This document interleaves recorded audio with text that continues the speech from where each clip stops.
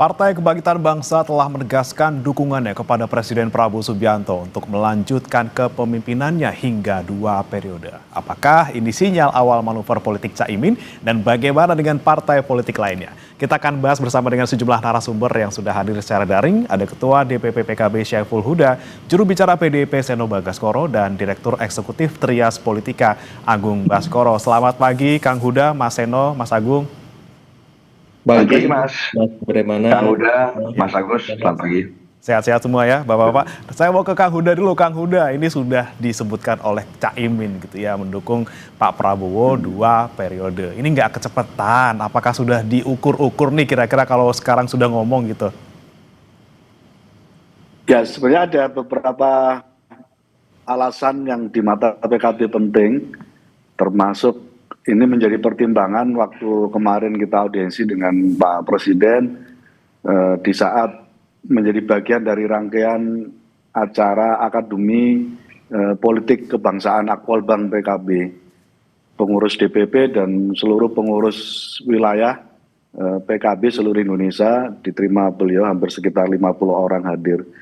Nah, alasan yang kami pegang dari awal, dan ini berkali-kali disampaikan secara terbuka oleh Pak Presiden di dalam forum resmi kami, forum-forum official dari PKB, yaitu menyangkut soal komitmen beliau untuk menjalankan Undang-Undang Dasar, terutama pasal 33.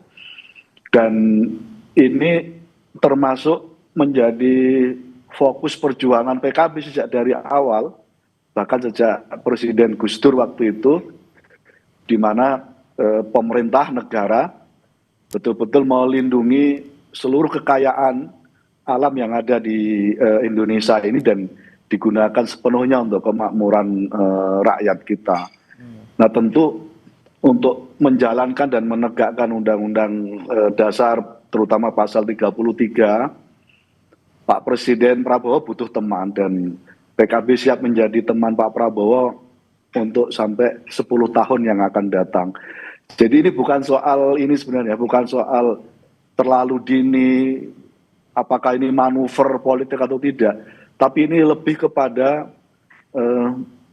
kesamaan perjuangan PKB dengan Pak Presiden, dengan teman-teman Gerindra, terkait dengan semangat untuk menegakkan pasal 33 Undang-Undang Dasar kita. Nah, dalam situasi itu tentu sebagai sebuah langkah terobosan, sebagai sebuah rencana untuk merubah sistem kembali kepada Undang-Undang Dasar, kami menyebutnya sebenarnya keinginan Pak Presiden, Pak Prabowo untuk membuat sistem baru ekonomi konstitusi, jadi ekonomi yang sesuai dengan konstitusi Undang-Undang Dasar kita ini, mau tidak mau memang harus dimulai dari sejak periode awal beliau ini gitu. Berarti bukan untuk curi start atau ngamanin posisi nih, Kang Huda? Sama sekali tidak gitu. Bahwa kemudian ada ruang untuk itu dan bisa ditafsirkan oleh publik, oleh elit politik, itu hal lain gitu. Tapi substansi yang kami ingin sampaikan adalah karena ada kesamaan komitmen untuk merubah sistem ekonomi kita yang sangat liberal ini, yang betul-betul sangat tidak berpihak kepada masyarakat dan terutama kepada rakyat kita ini. Dan Pak Presiden sudah menyampaikan roadmap-nya juga secara terbuka, apa yang harus dilakukan sejak dari awal.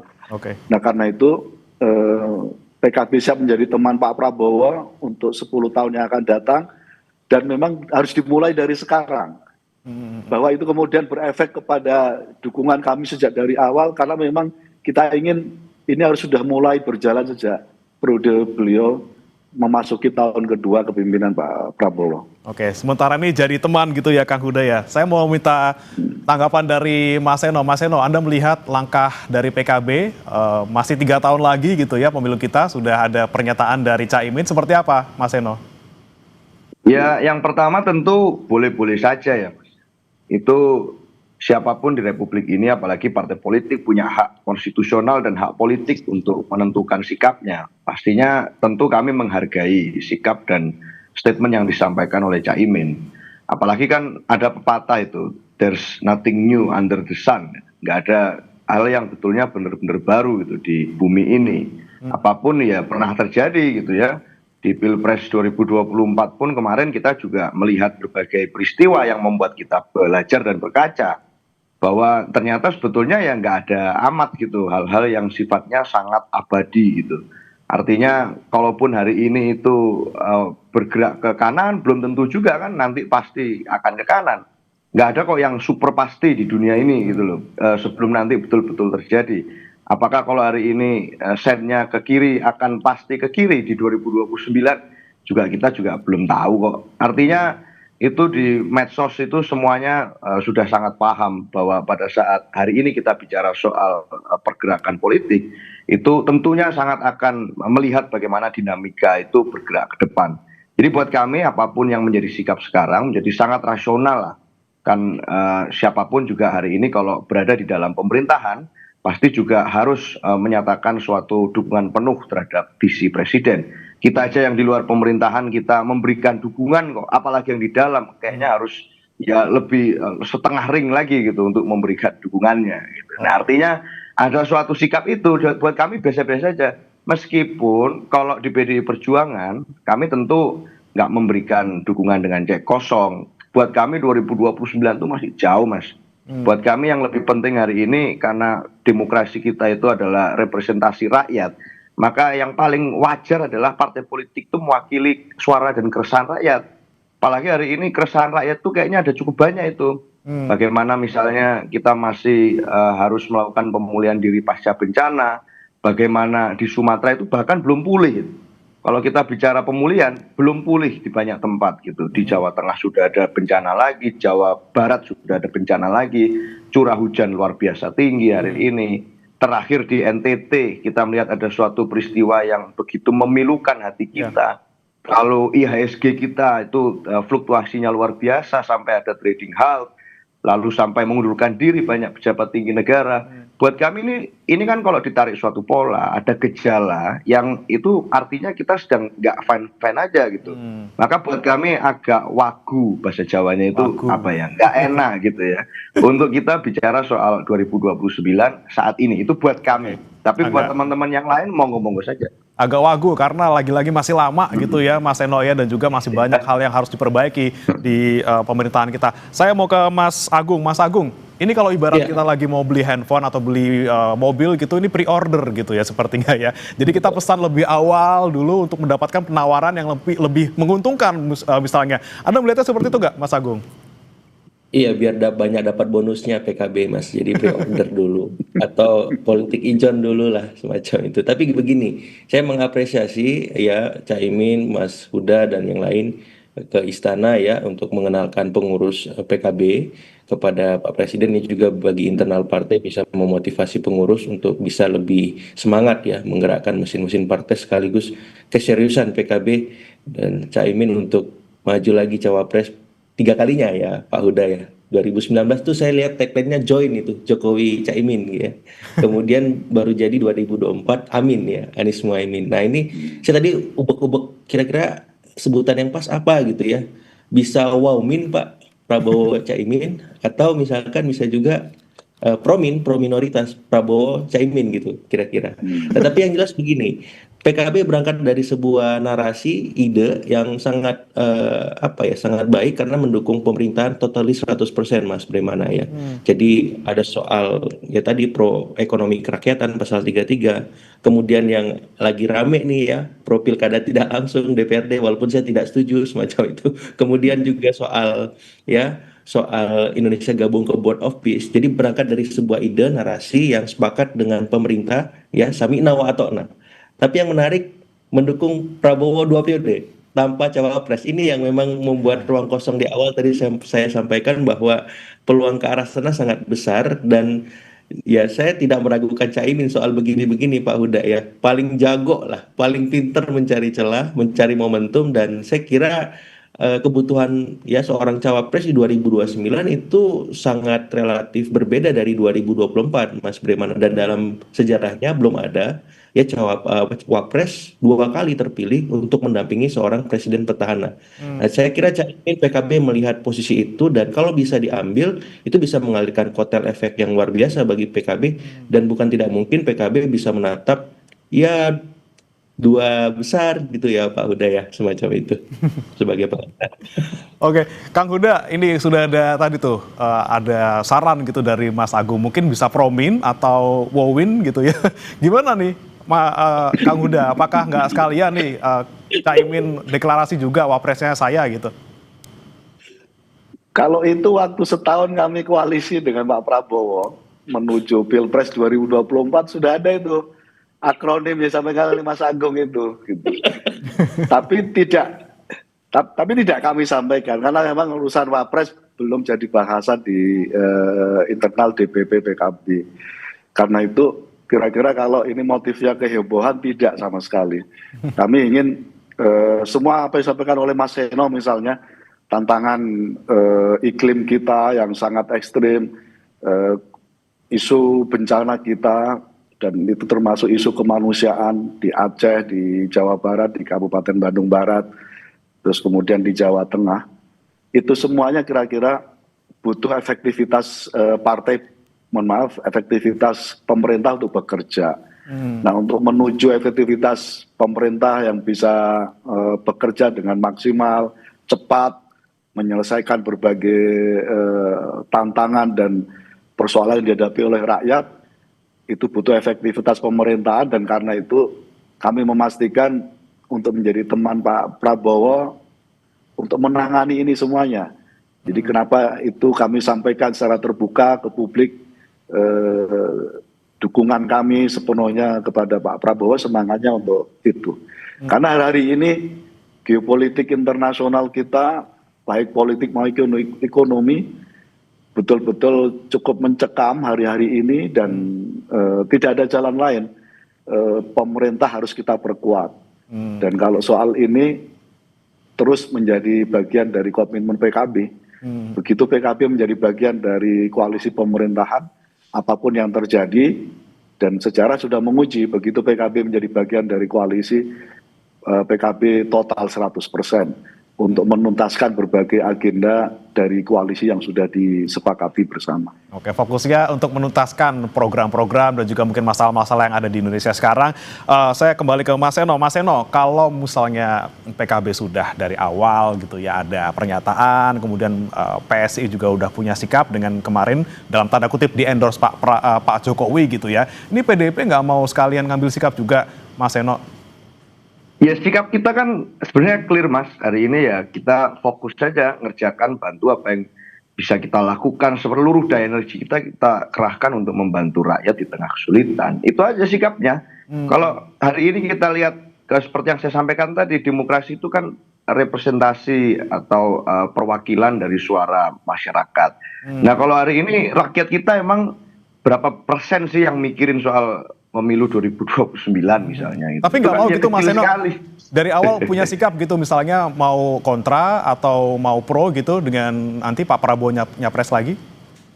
Kita nggak mau PO atau kita mau pesan sekarang lah. Kita kan situasinya ya masih panjang ini, masih sangat panjang 2029 itu. Harus baru aja kayaknya kemarin gitu, pemilu terakhir selesai. Masa sudah kita langsung PO untuk pemilu berikutnya. Jadi buat kami masih panjang, menentukan pemimpin itu butuh waktu panjang, nggak bisa hanya kemudian dari suasana hegemoni yang ada hari ini. Dan buat kami ada pertimbangan banyak sekali yang harus kami lakukan, kerjakan sebelum menentukan pemimpin. Itulah kenapa kita serius soal bicara soal pemilu, karena itu ada suatu kepentingan bonding dengan rakyat yang nomor satu. Nah artinya hari ini masalah-masalah itu dulu deh yang kita selesaikan. Nanti kan siapapun yang menyelesaikan masalah itu, nggak usah pakai kita kampanye, nggak usah pakai kita promosikan repot-repot, rakyat pasti akan mencatat kok orang-orang yang betul-betul kerja untuk mereka. Elektabilitas di survei juga otomatis akan ikut naik kok kalau kemudian rakyat melihat mereka betul-betul dibela oleh pemimpin yang tepat. Jadi nanti aja lah kita bicara itu menurut saya.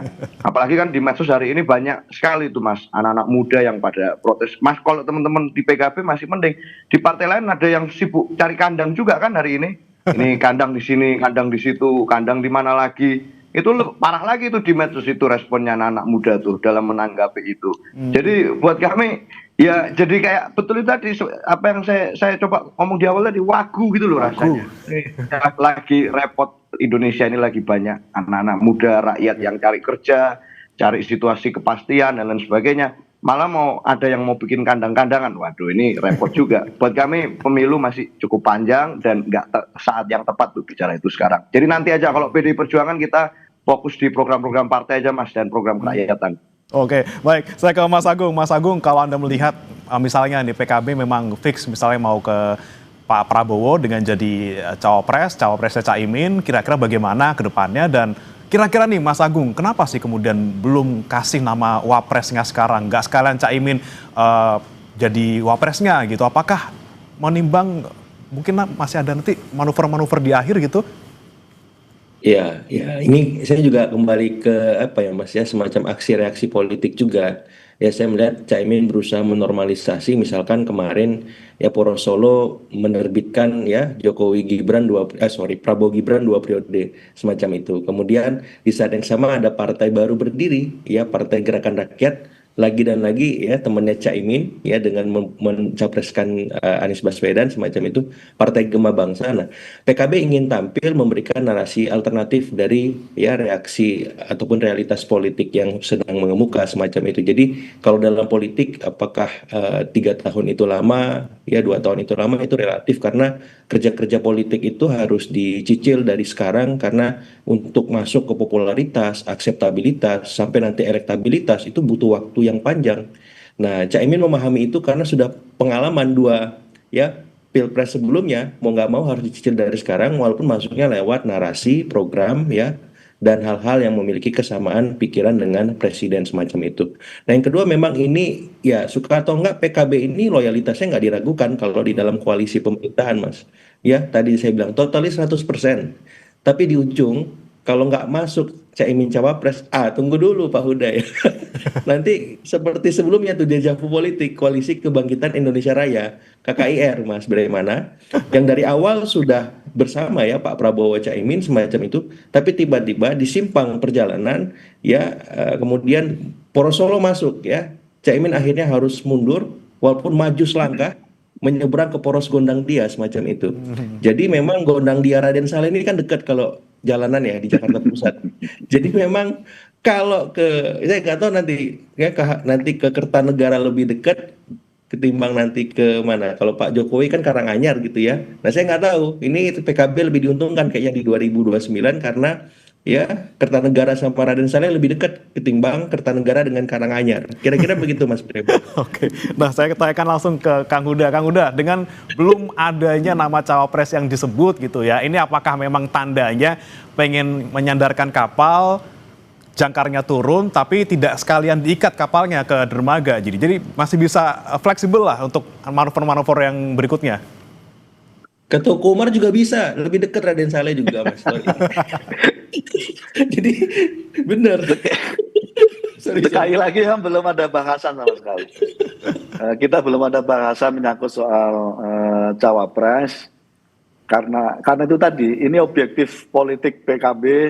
Pak Presiden ingin menegakkan Undang-Undang Dasar terutama pasal 33, butuh teman yang kira-kira merepresentasikan berbeda dari konstituensi dari Gerindra, karena misalnya kami adalah representasi dari kelompok Islam, termasuk kelompok kira-kira nasionalisme religius gitu, dan semangat itu yang kira-kira kami ingin menjadi teman Pak Prabowo untuk menegakkan Undang-Undang Dasar terutama pasal 33, karena itu yang selama ini menjadi minus dari semua perjuangan kita. Dari berbagai pergantian pemimpin, kita dapati komitmen untuk menegakkan dan melaksanakan pasal 33 hampir 10-15 tahun terakhir kita tidak dapati itu. Dan begitu Pak Prabowo declare, menyampaikan secara terbuka pada kami terkait dengan komitmen ini kita menemukan kira-kira root perjuangan yang sama, dan saya kira pilihan kami untuk langsung mendukung kembali beliau adalah bagian dari upaya supaya Pak Presiden memastikan semua bisa berjalan dengan baik. Baik. Sementara ini teman dulu, kalau nanti ternyata berkembang jadi wakil gitu ya nanti ya gitu ya, Kang Huda ya. Oke, baik. Saya ke Mas Eno lagi. Mas Eno, ini kan ngomongin soal PDIP gitu ya. Pak Prabowo kemarin sempat menyebut bahwa beliau mendukung Pak Pram atau Mas Pram sebagai Gubernur DKI ya supaya DKI lancar semuanya. Tapi nanti 2029 terserah. Nah ini nih sinyal-sinyal dari Pak Prabowo ini kemudian ditangkap oleh PDIP seperti apa, Mas Eno? Ya itu tadi kan, ya semoga artinya itu suatu, kalau kita tafsirkan ya, artinya suatu penghormatan Pak Prabowo bahwa ya harusnya kita ini sebagai negara demokratis, tempat kita untuk melakukan evaluasi, melakukan koreksi, melakukan pembenahan terhadap kepemimpinan kita itu ya setiap kali pemilu. Itu kan di rezim pemilu inilah yang kita sepakati kita masuki bersama. Rakyat pada saat melihat pemimpinnya bekerja ABCDE, waktunya ya selama 5 tahun memimpin. Nah waktu memberikan apresiasi atau evaluasi ya setiap kali pemilu, kan logikanya begitu. Maka harapan kami ya tafsirnya ya artinya ini suatu bentuk beliau menghormati bahwa ya nanti kalau memang ada yang harus dikoreksi, kontestasi memunculkan nama-nama lain, kompetitor dan sebagainya, ya waktunya adalah di pemilu 2029. Sehingga agar kemudian buat kami internal ya, itu kita nggak PO barang yang belum tentu jelas gitu loh hari ini kalau kejauhan. Kan anak-anak muda sekarang kalau mau pesen belanja online kan takut kena scam juga, Mas. Ini jangan-jangan kalau kejauhan pesannya sama datangnya barang kan nggak tahu kualitas barangnya seperti apa. Nah kalau udah deket-deket baru nih kita bisa tahu review dari yang lain, review dari masyarakat tuh semakin clear gitu. Ini rekomen nggak bintang 5 atau ini ada scam-scamnya ini, yang pesen apa datangnya apa itu. Nah ini kan rakyat kita nggak mau seperti itu. Nah kita juga nggak mau seperti itu. Jadi buat kami menentukan pemimpin itu sesuatu yang serius karena menentukan jutaan nasib rakyat, jutaan nasib orang, gimana nggak perlu lagi ada anak-anak kecil seperti di NTT kemarin itu harus sampai meregang nyawa, harus kita kehilangan dia karena nggak bisa beli buku dan pensil. Itu suatu hal yang mengerikan buat kita dengarkan gitu. Nah buat kami itu di 2029 adalah waktu kita dan seterusnya ya, untuk dari sekarang untuk kita melakukan terus evaluasi terhadap seluruh sistem dan kepemimpinan di setiap level. Sehingga itu menjadi ajangnya rakyat untuk bisa memberikan pilihan itu. Partai-partai politik tinggal mengkanal dan mengaspirasikan. Kita tinggal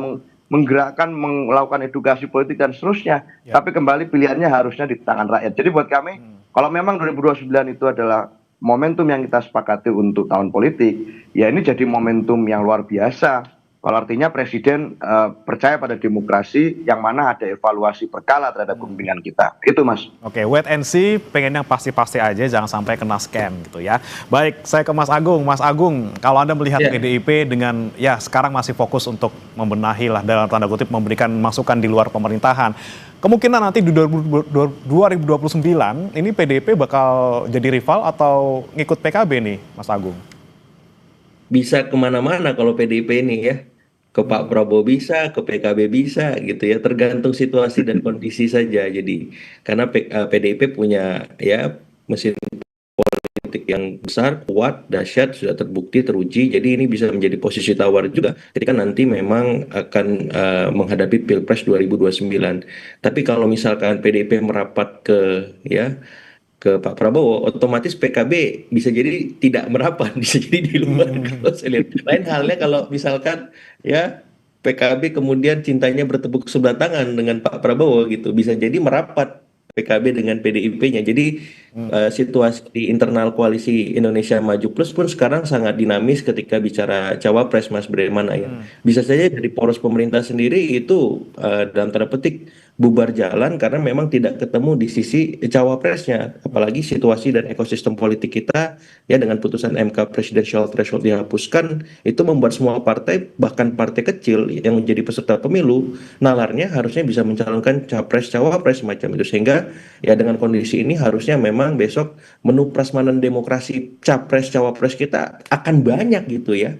Jadi saya sebagai pemilih itu akan kebingungan karena yang maju banyak dan bagus-bagus juga semacam itu. Tapi yang jelas saya kira PDIP bisa menjadi salah satu alternatif poros Pilpres ya, baik ketika merapat karena akan memberikan kontraksi politik di internal koalisi Indonesia Maju Plus, ataupun membuat poros sendiri yang memang hari ini PDIP kita tahu sebagai penyeimbang semacam itu. Dan saya berharap ya apapun pilihan PDIP ya bisa membuat alternatif pilihan itu semakin banyak dan membuat demokrasi kita semakin sehat. Ya, saya mengapresiasi PDIP yang sejak dulu konsisten ya menjaga demokrasi kita, membuat check and balances itu bisa berjalan optimal, dan harapannya peran-peran ini bisa terus dijalankan dengan maksimal seperti itu. Dan untuk PKB ini sedikit banyak ini Mas Bremana ya, kemarin waktu retreat Caimin kan di warning Pak Prabowo tuh spesial tuh.